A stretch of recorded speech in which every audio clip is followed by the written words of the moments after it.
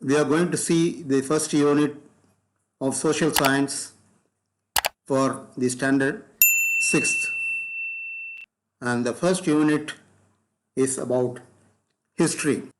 In this lesson, what they have done is, as if a mother is talking to her child who is a schoolgirl.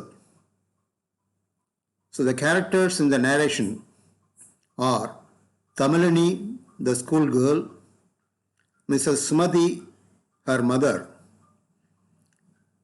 and the story goes as if the mother is narrating very many interesting facts about the subject of history to her daughter Tamilini. நம்ம இந்த லெசனில் பல்வேறு பக்கங்களை புரட்டி பார்க்கும்போது என்ன தெரியுதுன்னா, தமிழினுடைய அம்மா மிஸ்ஸஸ் சுமதி தமிழினிக்கு சொல்லிக் கொடுத்த சில விஷயங்களை வச்சு பார்க்கும்போது, இந்த பாட முடிவில் தமிழினி என்னென்னலாம் படித்து கொண்டாள் என்று பார்த்தோமானா, she learned about the names of her ancestors. She learned about the habit of writing diary by her great-grandpa, Mr. Ramaswamy. She also understood about the different periods of history, such as prehistory, proto-history, and also she came to understand the different sources of history, like the rock and cave paintings, archaeological excavations, stone tools, inscriptions, monuments, accounts of foreign travelers, and literature.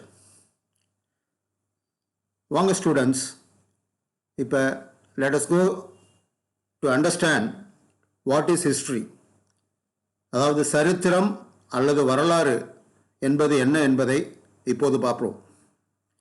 So ஹிஸ்ட்ரிக்கு என்பதற்கு definition என்னன்னு பார்த்தா, history is the study of past events in a chronological order.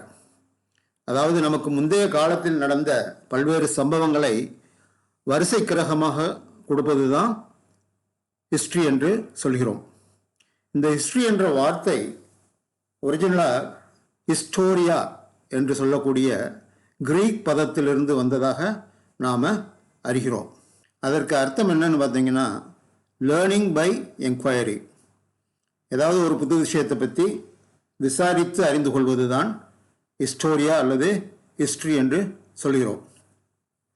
இந்த சரித்திரம் அல்லது வரலாற்றை பற்றி பேசும்போது, time in history is calculated in years using BCE or CE, which stands for before common era or common era. So இதில் ஒரு scale மாதிரி கொடுத்துருக்காங்க பாருங்களேன். இந்த ஸ்கேலில் வந்து 0 என்று கொடுத்துருக்கு. அந்த 0னுடைய இடது பக்கம் இருக்கிறது வந்து 500, 1000, 1500, 2000, 2500 என்று குறிப்பிடப்பட்டு BCE என்று சொல்லப்பட்டுள்ளது, அதாவது பிஃபோர் காமன் இரா. அதே போன்று வலது பக்கம் ரைட் சைடில் இருக்கிறது வந்து 500, 1000, 1500, 2000, 2500 காமன் இரா என்று கொடுக்கப்பட்டுள்ளது. இப்போ நாம் இருக்கிறது வந்து 2021 என்றால் நாம் தற்சமயம் இந்த இடத்துல இருக்கோம்னு பார்த்துக்கலாம். இதனுடைய அர்த்தம் என்ன என்பதை வந்து நம்ம அடுத்த ஸ்லைடில் பார்ப்போம். இந்த BCE அண்டு CE என்று சொல்வதன் முக்கியத்துவம் என்னன்னு பார்த்தா, நாம் சரித்திரத்தில் அறிந்து கொள்ள வேண்டிய பல காலகட்டங்களை, டைம் பீரியட்ஸ், மனித வரலாற்றில் உள்ள டைம் பீரியட்ஸை வந்து 2 டிஸ்டிங்க் ஸ்கேல்ஸ் வச்சு குறிப்பிட்டு காட்டுகின்றோம். அந்த டிஸ்டிங்க் ஸ்கேல்ஸ் வந்து ஒரு குறிப்பிட்ட முக்கியமான நிகழ்வை அல்லது சம்பவத்தை அடிப்படையாக கொண்டு பிரிக்கப்பட்டுள்ளது. அதில் வந்து இந்த 0 இயர் என்று சொல்கிறது. What is the 0 year in the time scale அப்படின்னு பார்த்தோம்னா, the 0 year is the birth year of Jesus Christ.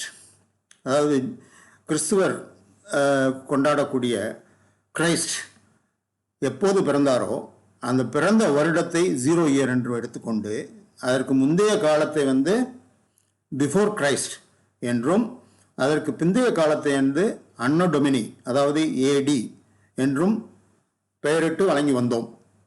அதாவது history before Christ was before Christ and that after Christ was AD. AD என்பது Latin word. அந்த லட்டின் வேர்டுடைய meaning என்னென்னா இந்த year of the Lord. இப்போ அந்த before Christ and ஏடி அதாவது PC and ஏடி என்பதை தான் நாம் இப்போது முறையாக பிசிஇ அண்ட் சிஇ என்று வழங்கி வருகின்றோம். தற்போது இருக்கக்கூடிய பாடங்கள்லாம் பார்த்தீங்கன்னா பிசிஇ சிஇ என்று தான் குறிப்பிடப்பட்டிருக்கும்.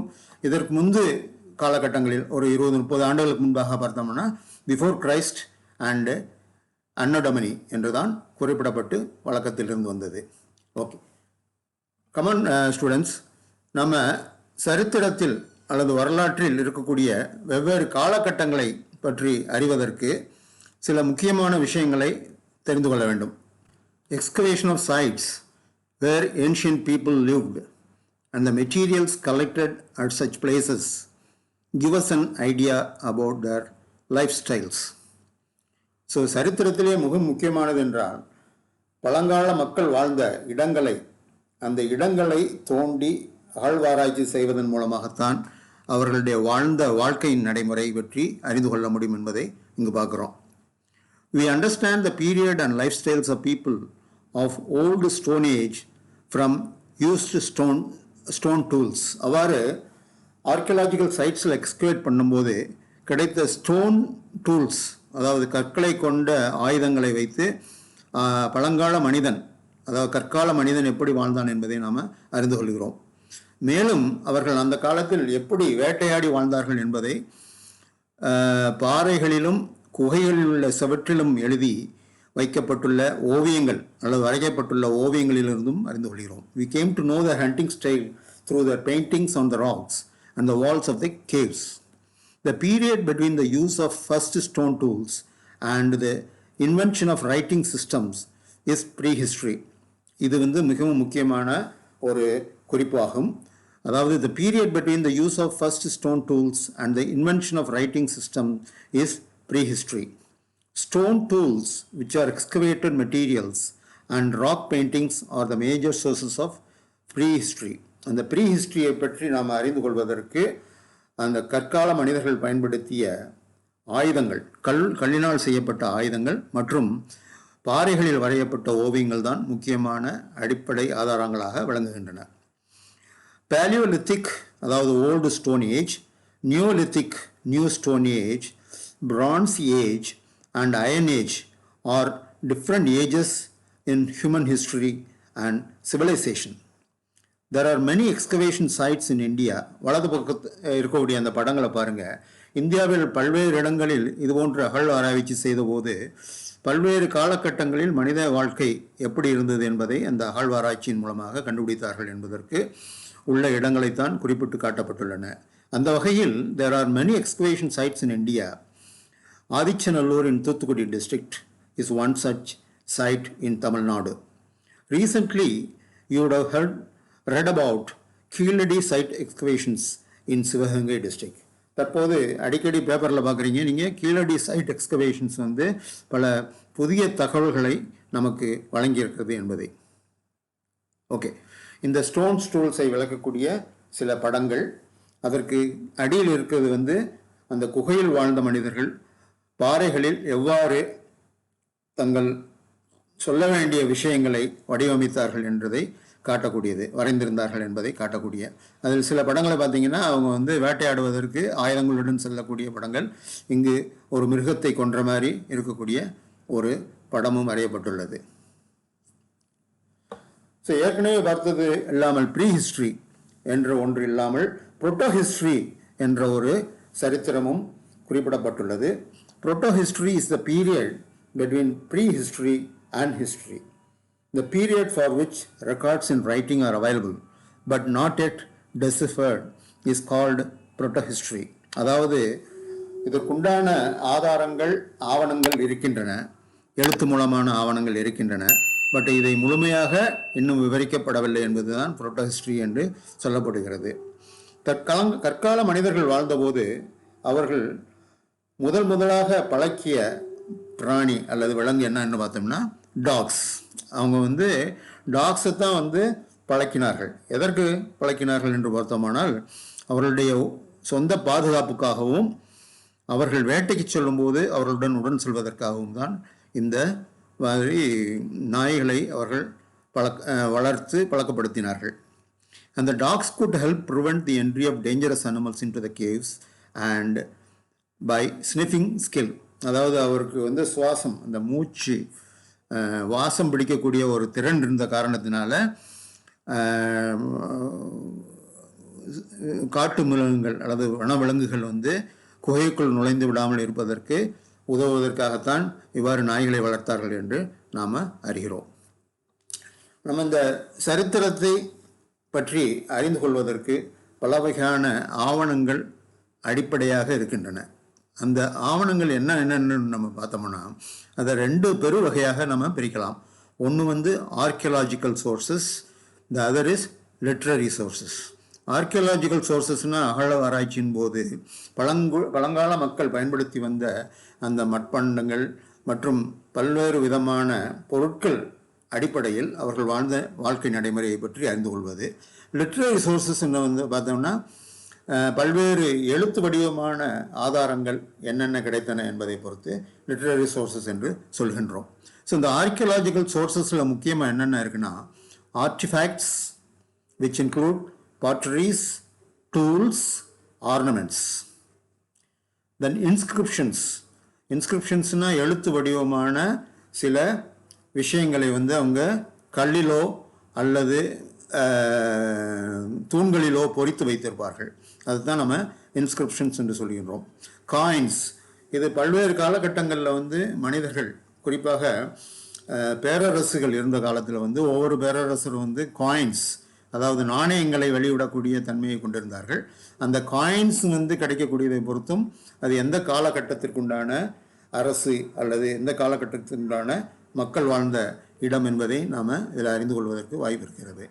மானுமெண்ட்ஸ், இது போன்று ஃபோர்ட்ஸ், பேலசஸ், டெம்பிள்ஸ், ஸ்தூபா, மொனஸ்ட்ரிங்கிறது வந்து புத்திசத்தை ஃபாலோ பண்ணுறவங்க கும்பிடக்கூடிய கோயில். ஸ்தூபா, இது அசோகர் காலத்து ஸ்தூபா வந்து நம்ம வரக்கூடிய ஸ்லைடில் பார்ப்போம். இது போன்று பல்வேறு அரசர்கள் கட்டிய கோயில்கள் இன்று நமக்கு வந்து அந்தந்த காலகட்டங்களில் விளங்கிய வாழ்க்கை முறையை பற்றி விளக்குவதாகவும் இருக்கின்றன. பேலசஸ், பல்வேறு அரசர்கள் தாங்கள் வாழ்வதற்குண்டான மாளிகைகளை கட்டி வாழ்ந்து வந்தார்கள். அவற்றையும் நம்ம வந்து மானுமெண்ட்ஸாக பார்க்கின்றோம். ஃபோர்ட்ஸ், கோட்டைகள், உதாரணமாக வெள்ளூர் ஃபோர்ட். ஓகே, அடுத்து லிட்ரரி சோர்ஸ் என்று பார்த்தோமானால் அதை 2 வகையாக பிரிக்கிறோம். ஒன்று வந்து செக்குலர் லிட்ரேச்சர், அதாவது ரிலிஜியன் அடிப்படையில் இல்லாமல், மதம் அடிப்படையில் இல்லாத சில எழுத்துப்பூர்வமான ஆவணங்கள். இன்னொன்று வந்து ரிலீஜியஸ் லிட்ரேச்சர், அதாவது மதம் சார்ந்த ஆவணங்கள், மதம் சார்ந்த இலக்கியம் அல்லது இலக்கண ஆவணங்கள். Secular literature include accounts of foreign travellers, வெளிநாட்டு ட்ராவலர்ஸ் வந்தபோது அவங்க எழுதி சென்ற சில விஷயங்கள் வந்து நமக்கு அந்த நாட்டினுடைய தன்மையை பற்றி விளக்குவதாக இருக்கின்றது. So accounts of foreign travellers, works by Indian authors, ஒரு சில இந்தியன் ஆத்தர்ஸ் பல்வேறு காலகட்டங்களில் எழுதியது நமக்கு வந்து அந்த காலத்தில் இருந்த சரித்திரத்தை விளக்குவதாகவும் இருக்கிறது. ஃபோக் சாங்ஸ், டேல்ஸ், இதெல்லாம் வந்து literary sources. Among the literary sources they are all called secular literature. Religious literature என்று பார்த்தோமானால் எபிக்ஸ், உதாரணமாக மகாபாரதம், ராமாயணம், மணிமேகலை போன்றவை. இதுபோக டிவோஷனல் லிட்ரேச்சர் என்று சொன்னால் பலவிதமான கடவுள்களை பற்றி அந்தந்த காலத்தில் வாழ்ந்த புலவர்கள் மற்றும் இலக்கியவாதிகள் வந்து விவரித்து சொன்ன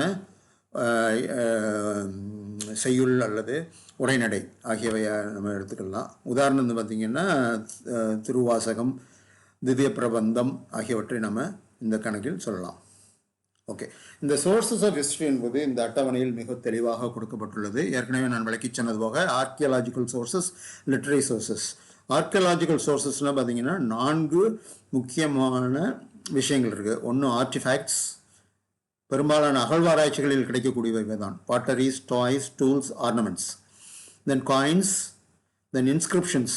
The inscriptions could be on rock edicts, temple wall inscriptions, or metal pillars. And monuments, palaces, உதாரணம் திருமலை நாயக்கர் மஹால், fort, உதாரணம் வெல்லூர், temples, உதாரணம் தஞ்சாவூர், ஸ்தூபா, உதாரணம் சஞ்சி, monastery, தபாங். இது போன்று பல்வேறு ஆர்கியலாஜிக்கல் சோர்சஸ் மூலமாக நாம் வரலாறு பற்றி அறிகின்றோம். லிட்ரரி சோர்ஸஸ் எடுத்து பார்த்தீங்கன்னா எபிக்ஸ் அண்ட் போயம்ஸ், உதாரணமாக என்ன கொடுத்துருக்காங்கன்னா Shakuntala. Account by foreign travellers, Yuan Chwang போன்ற சைனீஸ் டிராவலர்ஸ் எழுதிய பல்வேறு குறிப்புகள் நமக்கு ஆதாரமாக இருக்கின்றன.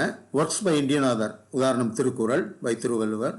ஃபோக் சாங்ஸ் அண்ட் பேலட்ஸ், இது பல்வேறு தமிழ்நாட்டில் இருக்கக்கூடிய குறு மாநிலங்களை பற்றி பல்வேறு புலவர்கள் எழுதிய அந்த ஃபோக் சாங்ஸ் நமக்கு ஆதாரமாக இருக்கிறது. இது இல்லாமல் இந்த ரிலீஜியஸ் லிட்ரேச்சர் என்று சொல்லக்கூடியதில் எபிக்ஸ், ராமாயண, மகாபாரதா, மணிமேகலை.